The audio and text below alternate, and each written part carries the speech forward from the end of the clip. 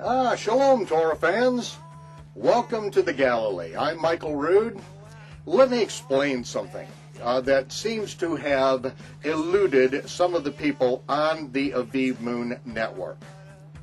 And so I'm speaking to all of you around the world, over 1,000 people who have recently joined the network.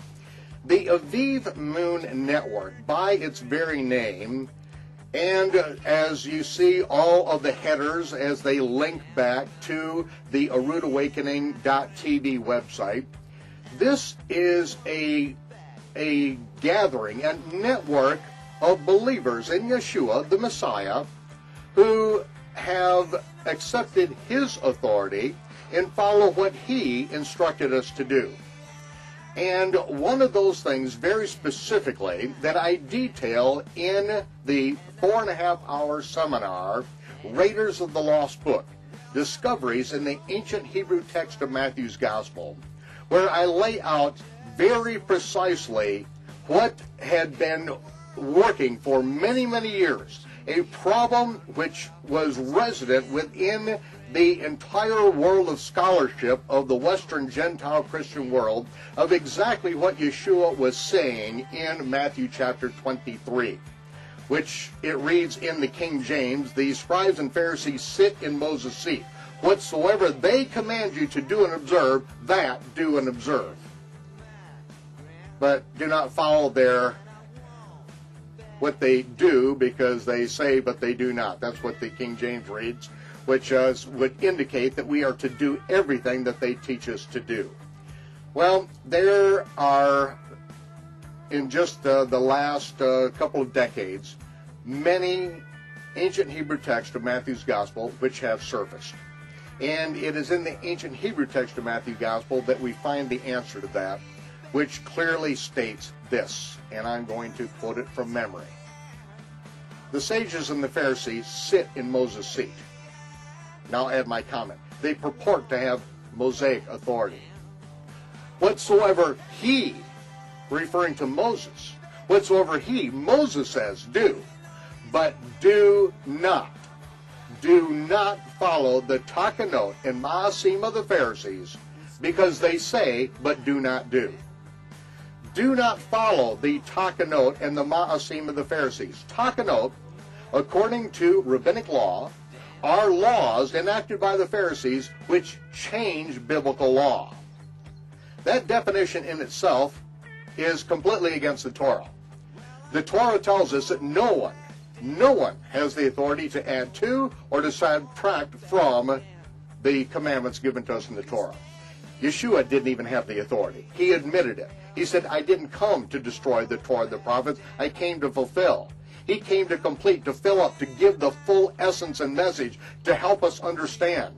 As Moses said, that there was going to come the prophet, like unto Moses, who would hear directly from heaven, and that when he comes and corrects us from all of our shenanigans of adding to and subtracting from, that when he comes, we are required to obey him.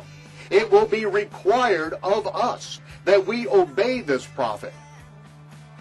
This prophet came, and when he came, he told us very clearly in Hebrew, do not follow the takanot, the laws that the Pharisees enact to change biblical law. In fact, everything Yeshua did, every miracle he did, was to stick his finger in the face of rabbinic authority and thumb his nose at all the rules and regulations on every occasion.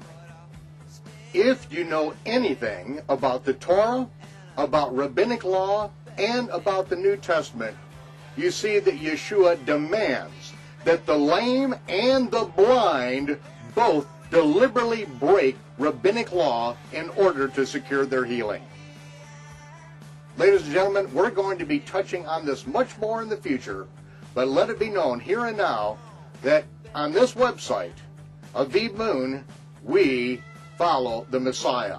We do not follow rabbinic takanot or the acts of the rabbis, which stand as legal precedent for proper behavior. We don't accept it. We follow Yeshua, and we'll follow him to the death if necessary. Anyone else? Pack your trash and head out.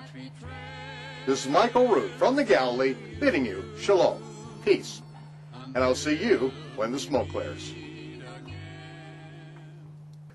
This network was formed for those who have shed the paganism, and they have shed rabbinic authority, and they are following the Messiah, and we are following the Creator's calendar. And we are going to see in just less than 2 months, we again will be searching the land of Israel. It's Nehemiah Gordon and his team of scientists and experienced authorities in the Aviv will be searching the land of Israel for Aviv barley. If the barley is Aviv at the end of the 12th month, we know when the first sliver of the new moon appears that that is when the month of the Aviv, this is the beginning of the year. Now there are other calendars. There is the Rabbinic calendar, which was actually invented 359 of the Common Era, right down below the hill here. The Sanhedrin, in their last act before disbanding, was to change the calendar whereby the Almighty runs the universe. They changed it to a calculated calendar, which was a calendar for their convenience. They're going to be scattered over many continents, and so they said until the Messiah returns, we're going to go by a calculated calendar.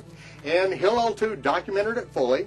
He used an Arab's calculations from Babylon, mathematical calculations so extremely precise that only NASA was able to actually get more precise than they were. They had it down to a 1,000th of a day.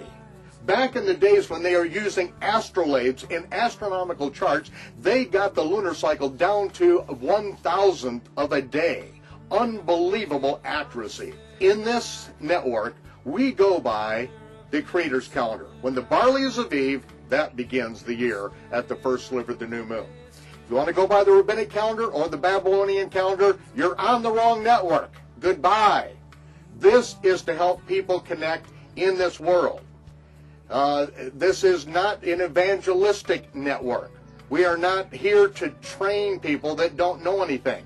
That is what roodawakening.tv and all the videos and the books, everything that we have is out there. We're putting it out there for you.